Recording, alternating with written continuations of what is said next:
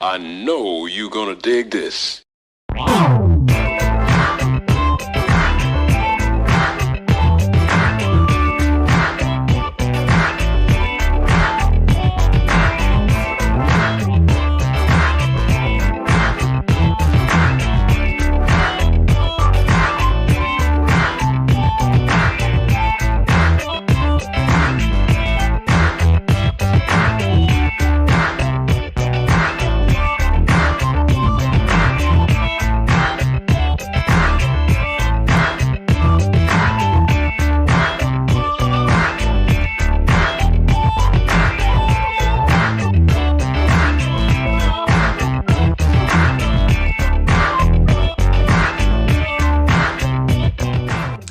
This is David Webb, host of the Funk Music Hall of Fame and Exhibition Center's award-winning show, Funk Chronicles, on location with another gem of a superstar in Columbus, Ohio. Let everybody know your name and who are you in the music industry. Yes, sir. My name is Danyel Morgan. Played with Robert Randolph in the family band. Was blessed to win, a Grammy Award with the Blind Boys of Alabama. Blessed to win 2 nominations. Blessed to win the Gospel Dove Award, and it was a long journey to get there. So I was blessed to get there. Okay, well, let's go back a little bit. Let's start from kindergarten. You remember that? Yes, Okay, let's start from kindergarten. How'd you get to where you are today? Let's start off as a child. Tell us a little bit about that. Well, as a child, my father and my mother was really my biggest influence. Really my dad. My dad played lead guitar, and he played with a whole lot of gospel bands, quartet bands. And age 5, I just, decided to pick up the bass, man, right before my birthday, April the 16th. Yeah. And but what influenced you to pick my up the father. bass? Your father. My Your dad. father. Yeah, my dad was my biggest influence. That was my biggest influence because I was around a whole bunch of gospel quartet at the time, as a young man. So my dad was my biggest influence until I picked up the bass. When you was in school, did you notice any instruments that you wanted to play, or just the bass, right? No, well, when I was in school, This is now kindergarten, elementary, yeah, really. elementary. So I really wasn't drums. It was like really drums when I was really young. I like to, play on my mom's pots and pans. You know what I mean? I used to play drums a lot when I was a kid. You know what I mean? Right. Then the bass just came and took over my life, man. Okay, so we're in kindergarten, first, second grade, and stuff like that. So let's talk about this. So you're in school. Was you trying to pick up the bass like in kindergarten, or what year did you start wanting to play bass? 1975. I actually got it tattooed on my arm right here. 1975 was when I first picked up the bass. The date was my birthday is April the 16th. April the 19th is the first day I picked up the bass. And a week after that, the first song I learned how to play was Love and Happiness, Al Green. A week after that, I learned how to play that song. And I want to say 2 weeks after that, my mother and father had a gospel concert, and the bass player didn't show up. And my dad never knew that I was down in the basement practicing the way that I was, but my mother did, because he ain't allowed us to go down there at a young age, you know what I mean? And unless she was down there with us. Got you. And I was just pulling this coattail like, Dad, I can play. So you was like the Tito Jackson Yo. of the bass, right? Word, yo. I was Okay, like, Dad, okay. I can play, man. I can play. I'm telling you, I can play. Okay, And, okay. it took my mom. My mom came up and was like, Jerry, you really can play. This boy be practicing every day while you ain't home. And when he know you about to come home, he come upstairs. And I never forget it. It was we was on Cleveland Avenue, Corinthian Baptist Church on Cleveland Avenue, and I got my shot and went up there. And I never practiced with my mom and dad, and that was the crazy thing about it. I never practiced with my mom and dad, and I got up there and I played both songs with them, and it was crazy. Well, let's go back a little bit. So let's go from kindergarten. What school did you go to in kindergarten? I went to McGuffey Middle School. McGuffey Elementary School. I'm sorry. And where was that located at? On McGuffey. In what city? Columbus, Ohio. Columbus. And then from there, you went from where to where you are? Lenmore Middle School. Okay. Yes, sir. And then what year was that? That you was I went in? to Lenmore. What grade you were in then? From 6th to the 8th grade. 6th to 8th grade. So tell me, in that time, what inspired? We know your dad inspired. What other kind of music inspired you to get where you are? Stanley Clarke. Stanley Clarke and George Duke. George Duke. So when you like you was in the 5th or 6th grade, and you was kind of playing then, right? Yeah. Would you? Okay, so you heard "Reach for It" or "Dookie Stick" or Yeah, what made you? Well, "Reach for It." I'm glad you said that. That was actually the song. I was probably like 7 years old, and back then we used to be able to record music from WVKO. Through a cassette tape. I recorded that song, and I cried until I got that solo. But I got that solo. By the time I was 8 years old, I had that solo from Reach For It. Yes, sir. Good. So let's talk about the family. Let's talk about your family. Yes, your sir. dad inspired you. Tell us a little about your dad. He was a hard man. Very hard man. My dad from Georgia, so What part of Georgia? LaGrange, Georgia. So he came up with a big migration when people were coming to the north. Yeah, so my dad, he was a hard man, but hard very man in what respectful. way? What do you mean hard man? I mean, when I say hard, he was hard on me, and really didn't take me. I didn't understand it until he passed away. But my dad was hard on me, you know what I mean. But I didn't understand it growing up, you know what I mean. But yeah, he was a hard dude. So he inspired you by listening what he was telling you and you playing the bass. So did he show you any bass chords or anything? Because he was a lead guitarist, right? Yeah, nobody ever showed me nothing. Wow, that's interesting. I learned everything that I know how to do at 50 years old right now by myself. No schooling. Never went to school, none of that. Okay. God ability, man. That's all I can say. So let's go. Okay, so we're in the 6th, 7th, 8th grade. So tell us about you as a musician back in elementary school. Did you get a chance to play at any school bands and functions? Middle school I did. Okay, who'd you play? What'd you do Middle down there? school I played in a jazz band. I played in jazz band in middle school, and I actually was playing tenor sax. Oh, okay. And the funniest thing about that, I couldn't read music. But I could play the tenor sax. By the ear, yeah. Yeah, when I go home and I felt my notes. When I go home and practice, I just felt my notes. I just put the paper up and I just felt my notes. As me being a bass player, I put the bass line in my head and my ears and, in my mind, and I just felt for my notes and go to school. We have a little concert and, I played the tenor saxophone. Then my teacher found out I played the bass. And when he found out I played the bass, I started playing the bass in the jazz band, and I think I was in 6th or 7th grade. Okay, so let's talk about being a kid back then. Let's say about and playing with your neighbors and stuff like that. Did you go out and play with the kids regular, or did you stay home and practice your craft? Both.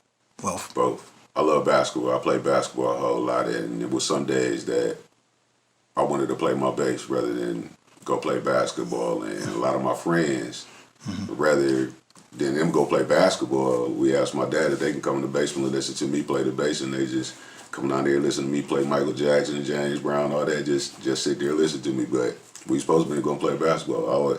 I always took it serious. From the first day I picked it up, I always took it serious. So we move forward. So now you're in high school. Okay. What was it? So let's think about that. What year were you when you started high school? You remember? 85. 1985. That was a good year. Good year, 85. So 85, and what high school was you going to then? Brookhaven. Brookhaven. And that's in what city? Columbus. Columbus, Ohio. Okay, Brookhaven. So freshman year, Brookhaven. You walk in the door. Did you go right to the music class, or what you do? Nope. I didn't play music in high school. Oh, really? Nope. What did you do pretty much in high school? Just being an average African American kid. No one knew you played the bass. I played basketball a little bit. Okay. You know what I mean, I played basketball a little bit. I tried out for the team. I made a team, but me and the coach didn't get along. So I really didn't do that. I was just an average student in high school for real. I didn't do no music. No one knew when you played music in high school or nothing like that. No one knew. But when guys play, so when you said when guys seeing you play and stuff, it was amazing. It was amazing. Yeah. It was amazing. Only way people knew, because I got a younger brother. Me and him, we played together with my dad. I played bass and he played drums. So only way that they knew that we played if we go to a church and they go to that church. What's your brother's name? Dexter Morgan. Is Dexter still living? Yes, sir. And he's a drummer. Yeah, he's a drummer and a keyboard. Tell us about Dexter. Oh, that's my dog. We grew up as babies doing this, man. I was 5 when I started, and my little brother was, I think Dexter was 6 or 7 when he started playing the drums. Okay. Yeah, and we basically had everything. My my dad had everything in the basement, from drums, bass guitars. I mean, studio. We had a whole studio in our basement. You know what I mean? So we had access to everything. You know, so me and my brother used to just go down there and just jam out every day. So y'all was like the Brothers Johnson, pretty much. Yeah, every day. I'm on the bass, he on the drums. Then when he learned how to play the keyboard, you know, I play drums as well. You know, I go play drums, you know, while he getting his craft good on the keyboard and stuff. But I mean, man, my brother, we always been like that, man. That's my baby boy. Well, let's talk religion. Can we do that? Talk a little religion. So what influenced you? A church influenced you a lot? Oh yeah. I grew up in a church, man. I grew up in a House of God church. House of God. That's my mother's church. Well, tell us about that. So a lot of people don't know what the House of God is. Is that there you go on Saturdays? Is that the Saturday church you go? No, we go. What? We have Wednesday, Friday night, and Sunday. So you're a little boy. Yeah. When did you feel like you wanted to start playing in church? I was playing in church from 5 or 6. 5 or 6. 5 or 6. Sir. 5 or 6. Your brother was playing too in church? Nah, not yet. What made you go up and did you carry your bass in church, or you just? Well, it's crazy. My dad made me a bass. Did he really? Yeah, my dad made me a bass out of a lead guitar. Yeah, Just like they did Bootsy did. The same thing with Bootsy did. He took the bridge, you know, did the bridge and all that, and put 4 strings on that mug, and that was my first bass. And then Christmas came, then he went out and bought me it was called a Magnum bass. Okay. And I had a Magnum bass then, but yeah, man, it's memories, man. It's crazy. That's good. It's crazy, man. It's good. So do you still attend this same church? No. Now, what church you attend now? Right now I go to Mount Zion. It's on Dewey off of Joyce Avenue. Mount Zion. Is that what denomination? Baptist. Baptist. Okay, yes, Mount Zion. Are you a regular staff musician over there? Oh, yes, sir. I've been there. It'll be 6 years this year. Okay. So let's go back for a little bit. Okay. So tell me about your first bass guitar you was telling me about. What was it again? Yeah, it was, I don't even remember the name.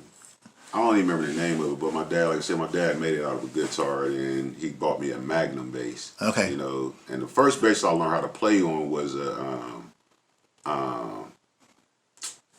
it was an Ampeg. It was an Ampeg bass. It was made had a violin top. Had it was almost made like a violin almost for real, but it was a bass. That's the first bass I ever learned. That's the first bass I ever touched. And then, like I said, my dad made me that bass, and then Christmas came. Then he went and got me the Magnum bass. Then I got a bass and an amp almost every Christmas. I think for real. Me and my brother, man, we got music equipment every Christmas. We didn't want toys, we wanted the basses and drums and stuff. You know what I mean? But yes. After the Magnum bass, my dad got me he went and bought me a Kramer. I ain't gonna never forget this. I'm still mad about this. I wish I could find a dude that sold it. My daddy went out and bought me a Kramer because of my cousin in Detroit named Rico. He had a Kramer. I always wanted one. Had the little silver V-top. Okay. And my daddy went and got me one, paid for it and everything, man. This dude sold my bass, man. Oh, my goodness. My dad was ready to wring that man's neck. Yeah, then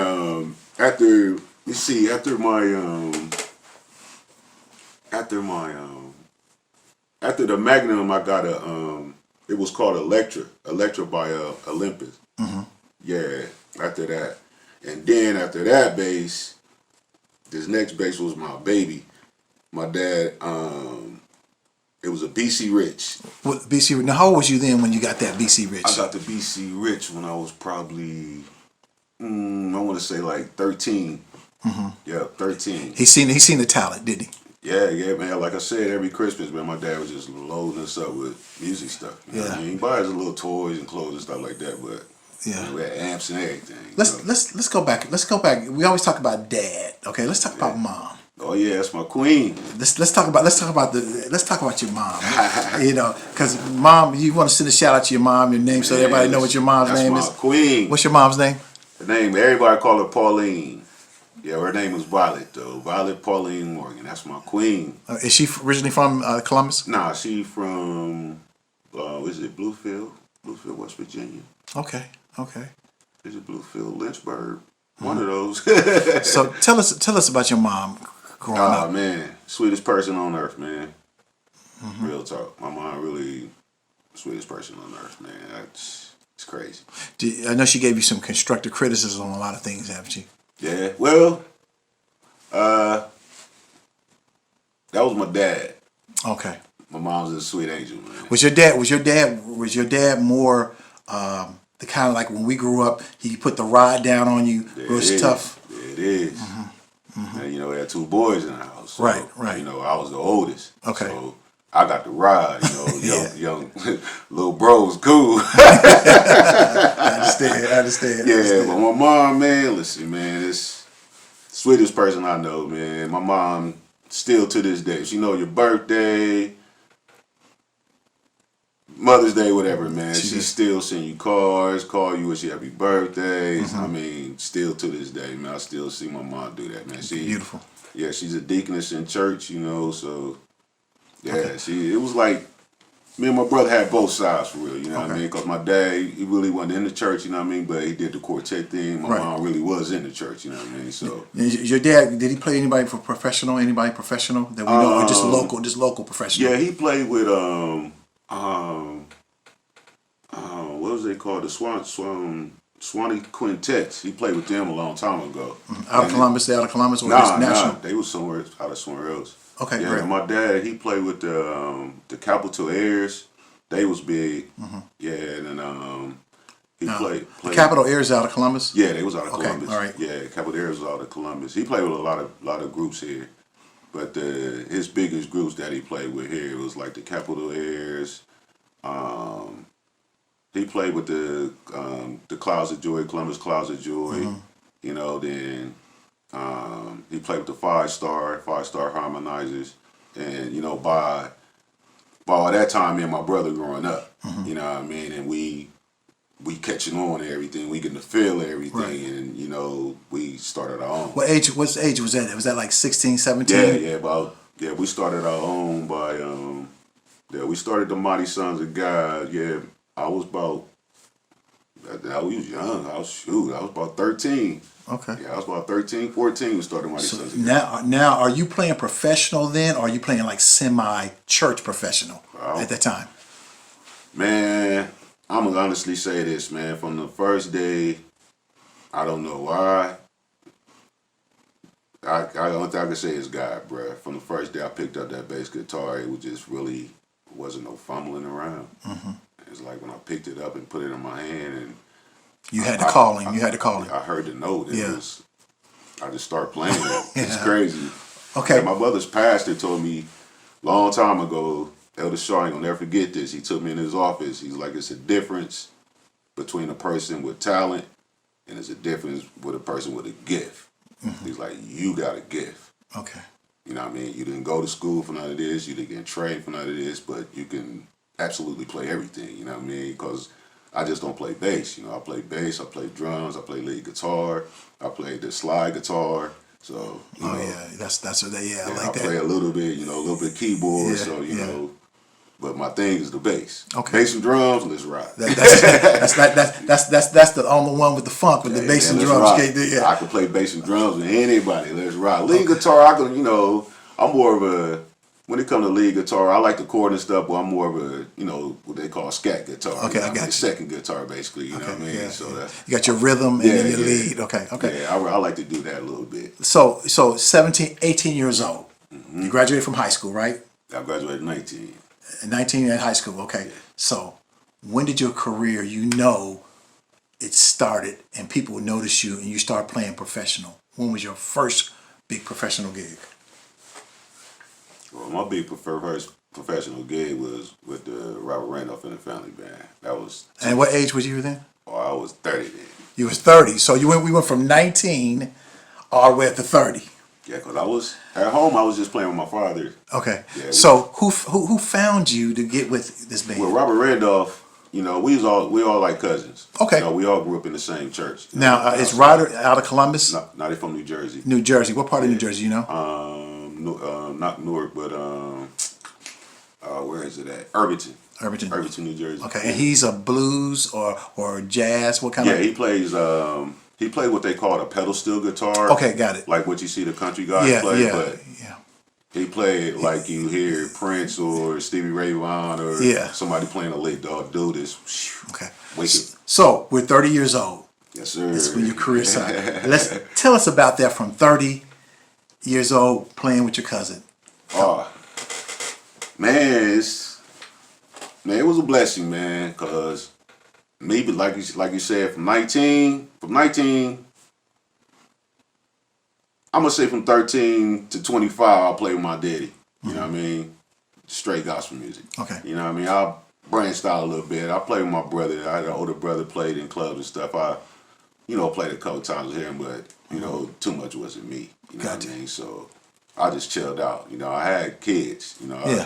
I had 2 kids. I had 2 kids at the time. You know what I mean? And this is between 25 and 30, right? When you had 2 kids. Well, my first kid came at 19. Okay. Yeah, little Danyel, that's my junior. He came at 19, and my daughter came at I was 25 when my baby girl came, and my man DeVale came when I was 28. Okay. Yeah, and I got an 8-year-old. I was I was 42 when he was born. Okay. So let's go back.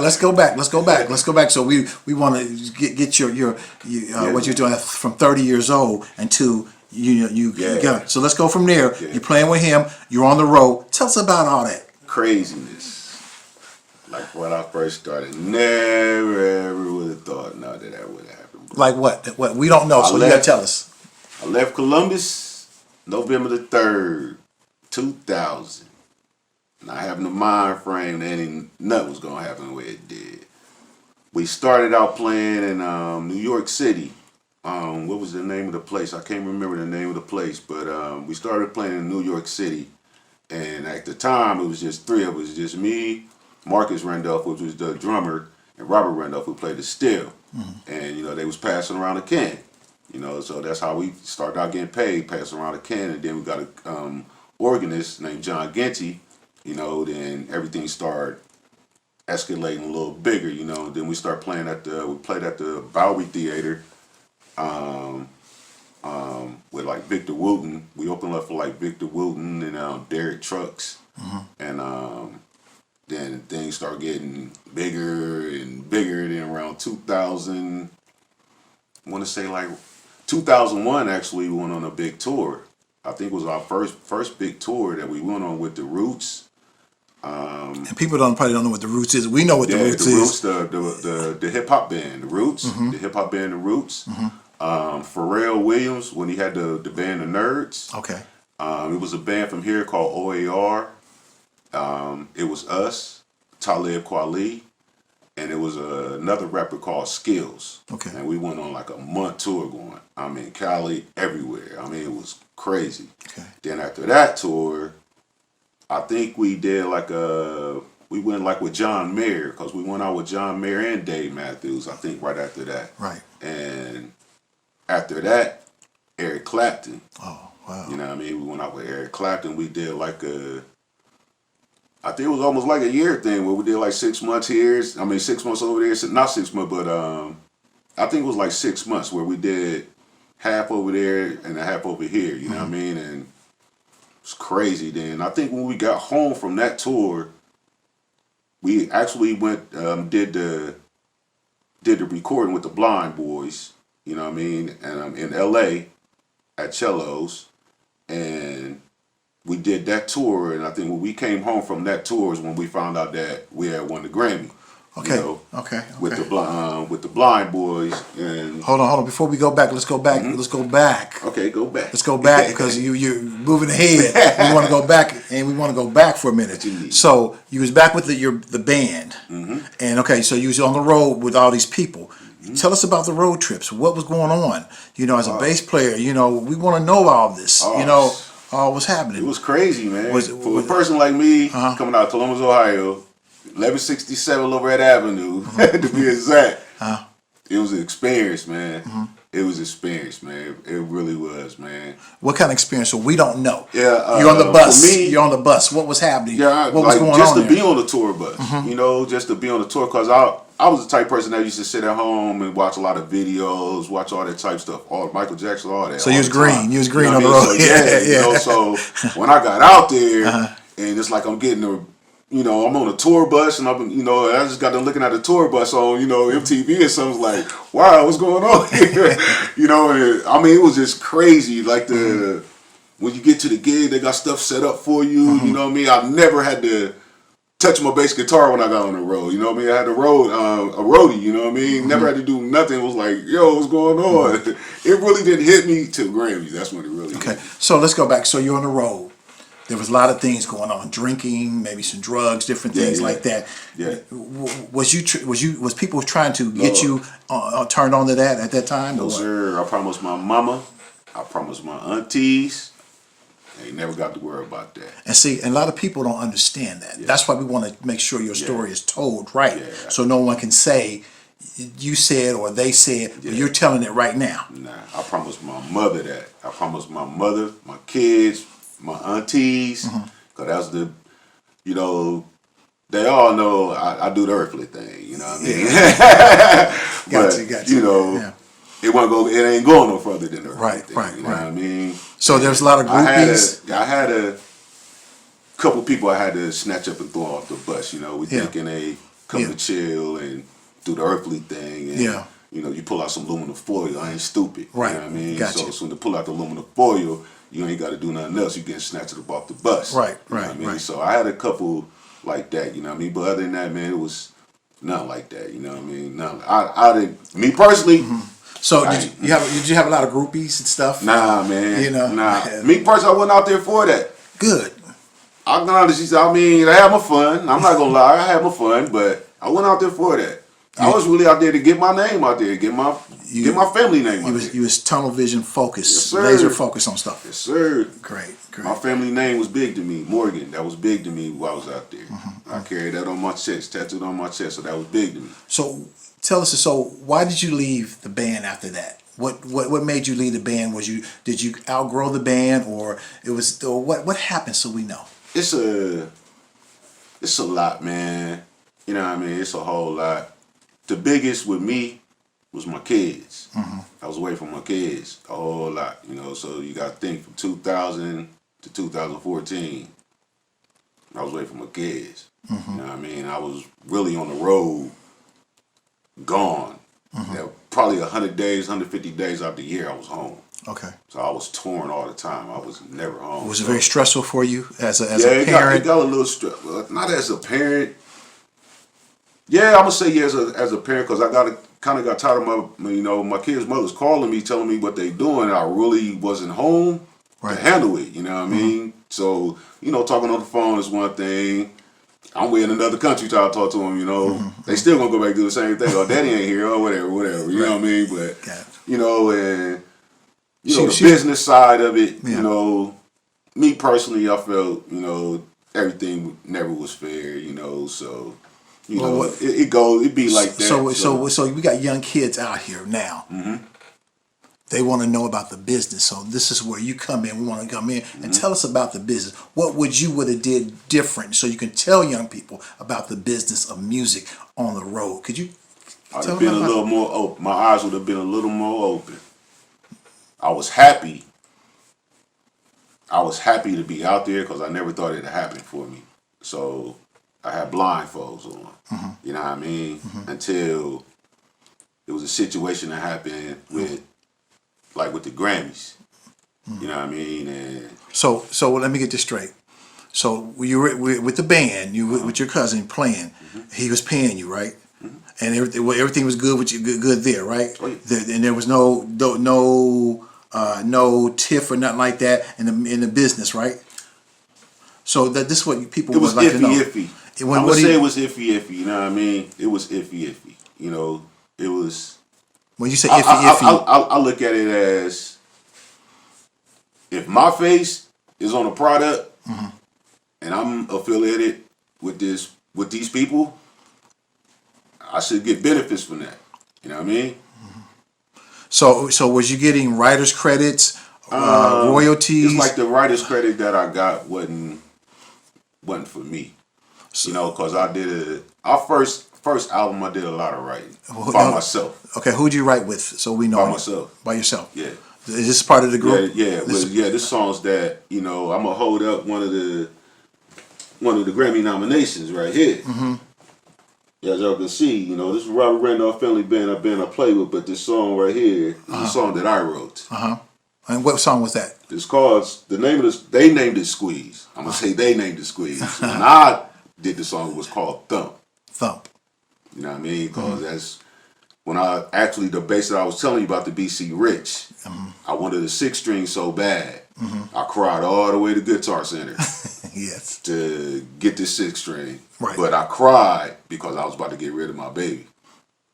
That's why I was crying. Okay. Because this bass been in my life for a long time. It was my baby's, but I really wanted this 6-string. So, but I don't understand, if you wrote the song and you got copyrighted and you got your publishing and all that, and they want to name it Squeeze, that doesn't make sense. Well, at that time is when you can like copyright stuff, send it off, and then send it back. Right. You just don't open the envelope. Right. That's what I had done to this song and another song that I did on the album. Okay. I mean, what happened was 80% went somewhere else, and 20% only went to me. Yeah. So You know what I mean? So he was helping you with the publishing kind of thing. Basically. You know what I mean? and But I really should have got full credit for Right. the whole thing because he had no doings to the song, period. Right, but you was entrusting. What you're saying, you was trusting. I put a lot of trust. I can honestly say that, man. Once I'm down with you, I'm down with you. Right. I'm going to ride with you, you know what I mean? Ride or die. If we had complications, let's try to work it out, but don't keep rocking me. Because that's going to eventually make me mad. So that's kind of end after that. When you Yeah, learned that. I stayed. You stayed? Okay. Oh, I stayed. I found this out, you know, and I found that out in like 2005. After the Grammys, I went and got my own personal manager outside of Robert Randolph in the Family Band. Right. And she wanted everything. 100%? No, she wanted everything far as all paperwork. Okay. That's when I found out what was going on. Okay. You know I didn't know. Did you get a chance to confront Robert Oh, on this? yes, sir. I did. What was his answer for that? The typical answer. You know what I mean? I'll take care of you, blah, blah, blah. And it was, you know, I mean, even with this song, it's like he tried to be like, he showed, you know, he did something on the song. It's like, no, I showed you this song at your dad's house, so no. you had no knowing of this song. You asked me about the song. So they're trying to do the Vulcan mind thing on you. Yeah. And it's like, he was young at the time, you know what I mean? So it's like, how old was Robert then, you think? He was only 20-something. No, he was only 20-something years old. I was the oldest in the band. Okay. I was the oldest in the band at 30. Everybody else was, you know, the drummer at the time was 18, and Rob was only like 20, 22, 23. You know, I was the oldest in the band, you know what I mean? Right. But Rob was young at the time. Okay. You know, it took me a while to, you know, after being man, all that stuff, it took me a while to sit back and think about some things. Rob was young at the time. Was it someone influencing him at the time? Had to be. He's a young man. Was he a man? He was open just like I was open for real. Was the manager? You think his management? I really don't know. Okay. You know what I mean? But I can honestly say that he was open just like I was open for real. You know what I mean? We both knew to the game. You know what I mean? We never been out here before. Right. You know what I mean? So that's what goes on in the game. You know what I mean? So, and you know, I mean, we got signed with Warner Brothers. I mean, I'm not talking about nobody. You know what I mean? I wouldn't take none of this back. Right. Not the experience was great. The experience was beautiful. I went places that I never, ever thought I'd see in my life. I thought New York was, I used to think New York was overseas. New York 8 hours away from me. Yeah. But, you know what I mean? I just never, you know, I did a little tour with my dad. You know what I mean? I did a lot of touring with my dad. But, you know, I was young, so I wasn't putting all this stuff in my head. You know what I mean? But, man, being crazy, man. Japan, you know, Australia, Europe. All everywhere, man. It's just crazy, man. So we're talking about the business now. Let's talk more about the business of working with your cousin, Robert Randolph. So after you did it, talking about that, what could you tell young people about the business dealing with that? Be less trusting, or what do you feel? Going into the game, definitely have your eyes open. I mean, we all be happy that we out there finally doing our dream, be able to take care of our family. So sometimes we do have blindfolds on, and a lot of things happen to us. But that's probably the best advice I can give any youngster. Have your eyes open, and whatever team that you have around you, make sure that team is for you. You know what I mean? Yes. Don't. Just make sure that team is for you. Everybody is one. You know what I mean? I mean, there's no I in team. Right. Period. You know what I mean? Everybody has to be on one accord for anything to happen. Period. Business-wise, musically, anything. One accord is the best thing, and that's one thing that we really do. Okay, let's go back something. So y'all got signed to Warner Brothers Records. Yes, sir. And what year was that when you got signed, please? My father was still living at the time, so matter of fact, we got signed the same year my dad passed, 2002. 2002 with Warner Brothers. Wow, that was great. So because Warner Brothers was real huge in the industry and what they were doing, and I mean it was just tremendous how Warner Brothers was doing. So when he came to y'all and said, "Hey, Warner Brothers wants the band," how did you feel? We didn't know. I didn't. It was never like that. You know what I mean? I'm not no fake dude. I keep it 100. It was never like that. Okay. Everybody else was excluded. It was all about Rob. Gotcha. You know what I mean? And that was another thing that kind of really got me, because I look at the name situation. If it was just Robert Randolph, then you understood. I understand. Yeah, but and the family band. That and the family band is me, the drummer. And what's the drummer's name again? His name Marcus Randolph. Right. Okay. Which is his cousin. Okay. Their dad's his brothers. You know what I mean? Okay. Which is Marcus Randolph and John Ganty. And where'd you fit in at? Where'd you come in at? I'm saying that the family band. That's us. Okay, so I mean, relating to them. Well, we all just grew up together. My mom grew up, with their parents. You know what I mean? Okay. Like brothers and sisters, and we all just. Okay, so is the two cousins and a friend? Yeah, basically. Okay, that's what I wanted. Yeah, two cousins and a friend, a close friend. Close friend, right? Like big cousin friend almost. Okay, so when did you decide it was time for you to leave Robert Randolph and the family band? When did the light come on? Your head kind of spin. You said, "Oh, it's time for me to step." I just left, man. What year did you leave? 2014, March 2nd. And then after that, what was your next move? Well, after that, things got rough. Well, I'm not gonna say yet, because I went back to barber school. Okay. I got enrolled back in barber school, and I went to be a mailman. Oh. You know what I mean? I got a job to be a mailman. Honest hustle. You were doing an honest hustle. I was going, hey, I'm ready. Let's do it. Because I always said in the band, you know what I mean? I can go home and cut hair and do this. I always said that because I always loved to cut hair. You know what I mean? I used to cut the hair sometimes like that. But I got the mail job in April the 13th. Lord have mercy. April the 13th. April the 13th. April the 13th, 2014 is when my whole entire life changed. Tell us about it. What happened then, please? I went shot basketball. Okay. And unfortunately, I blew out my whole Achilles heel. Oh, wow. So anybody know about Achilles heel know it's serious.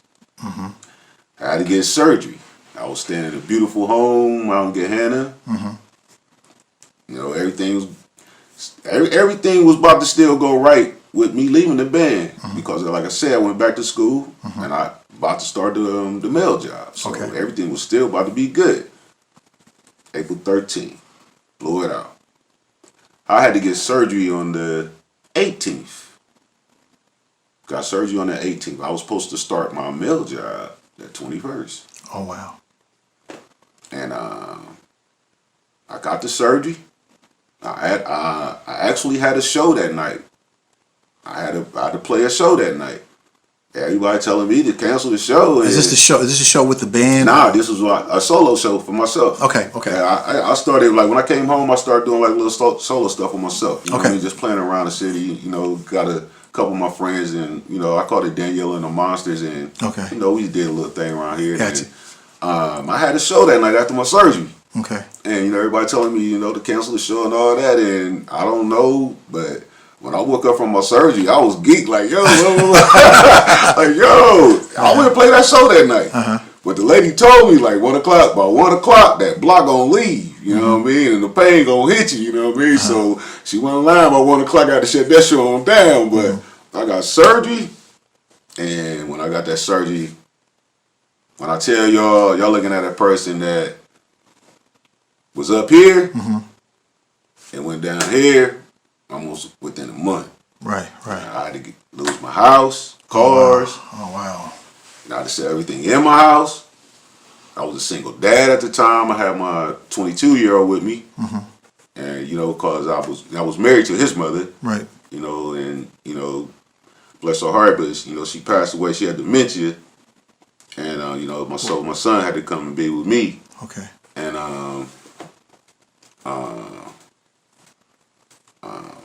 man.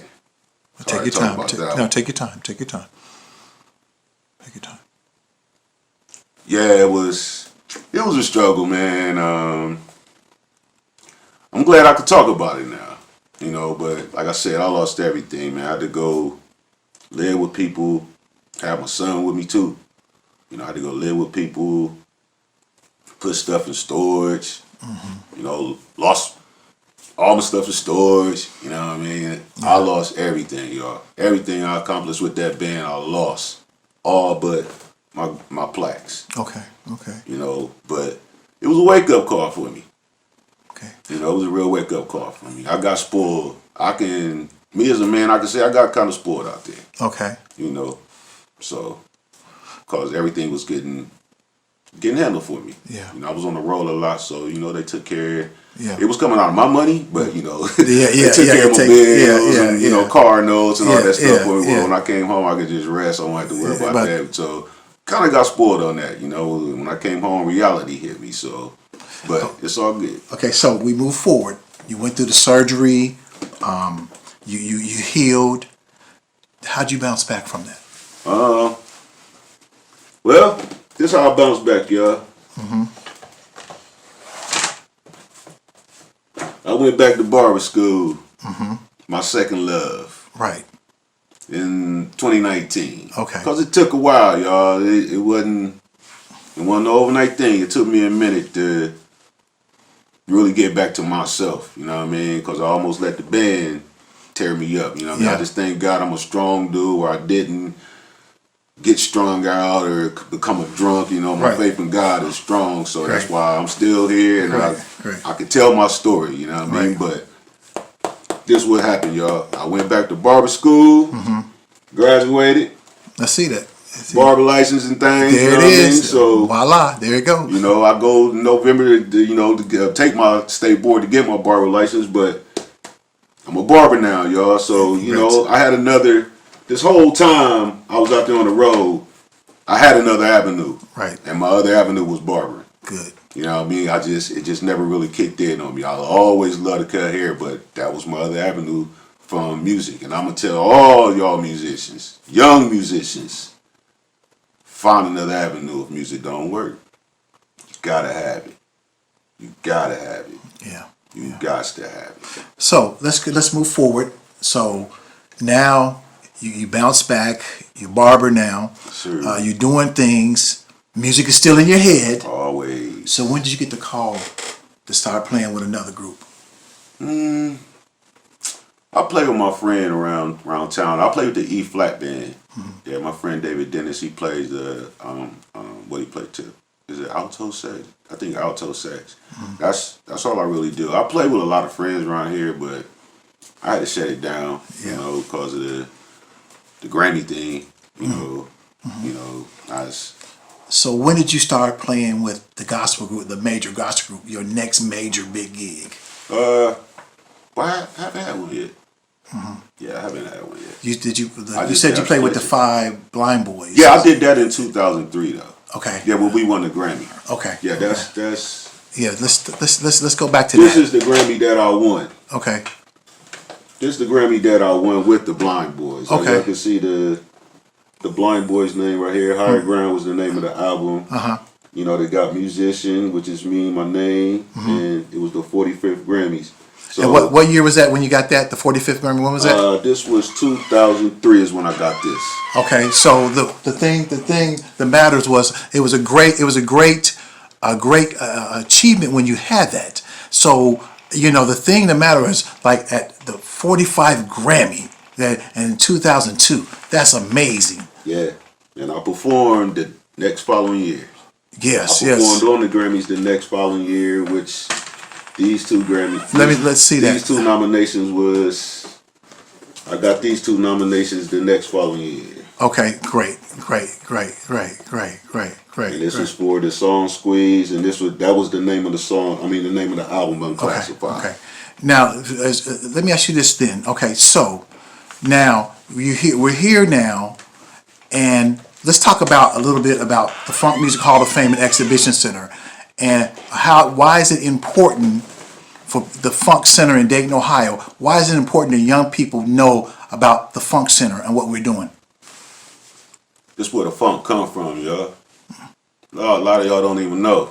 It's where the funk come from, Ohio. Mm-hmm. Funk comes from here, Bootsy, all of them. This is where the funk come from. It don't come from L.A., New York, Detroit, none of that. The funk comes from the crib, Ohio. Okay. Not the C bus, but Ohio. Okay. Dayton, Cleveland, yo, name it. This is where it comes from. You know what I mean? Hey, they just really started give the recognition to Ohio. You know what I mean? This is where it comes from. Yeah. Now, as we wrap this up, what words of encouragement would you like to say to someone or the young people out there what to do? Something briefly. Yeah, hey, I would like to encourage everybody to musically, like I said earlier, if you get with somebody, make sure everybody's on one accord. There's no I in team. Make sure everybody's on one accord. Always keep God first and foremost, because that's what kept me. I kept God first still throughout my whole life. And if you're young, respect your mom and your dad. We losing too many babies out here, y'all. We're losing way too many babies out here. Respect your mom and your dad. You know what I mean? Do what they tell you to do. Let them raise you up right. You know what I mean? I got raised right. My dad was hard, but I got raised right. You know what I mean? For real. I can honestly say I got raised right. Because after I lost my dad, it was crazy for me, you know what I mean? So, hey, stay prayed up, y'all. Like I said, get you a good team. You can go far. And it ain't over for me. Yes, okay. Well, thank you, sir. We really appreciate it. And thank you so much for agreeing to come on our program. We really appreciate it. I thank you. This is David Webb, host of the Funk Music Hall of Fame and Exhibition Center's award-winning show, Funk Chronicles, on location, on the one, with our man, with who? Danyel Morgan. Mr. Danyel Morgan, yes, man. So, till next time, everybody, let's keep it funky, right? Keep it funky.